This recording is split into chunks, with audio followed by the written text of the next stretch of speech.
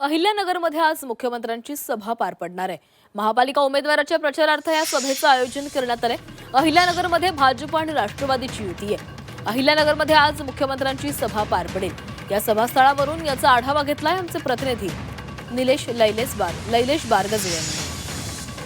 अहिल्यानगर महानगरपालिका निवडणुकीच्या पार्श्वभूमीवर आज मुख्यमंत्री देवेंद्र फडणवीस यांची जाहीर सभा होत आहे। या सभेची पूर्ण तयारी या शहरातील पांजरपोळ या मैदानावर करण्यात आलेली आहे।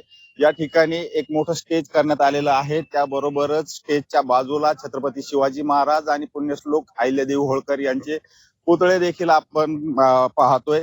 जे महायुतीचे उमेदवार आहेत त्यांच्यासाठीच हे स्टेज आहे। या ठिकाणी भाजप आणि राष्ट्रवादी अजित पवार गट हे एकत्र लढत आहेत, त्यामुळं या ठिकाणी एक वेगळं स्टेज करण्यात आलेलं आहे। भाजपचे कॅम्पेनिंगची जे साहित्य आहे ते देखील या ठिकाणी मोठ्या प्रमाणात आल्याचं पाहायला मिळत आहे। त्यासोबतच बैठक व्यवस्था देखील मोठी करण्यात आलेली आहे। मुख्यमंत्री देवेंद्र फडणवीस यांची सभा दुपारी 2 वाजता या ठिकाणी होणार आहे।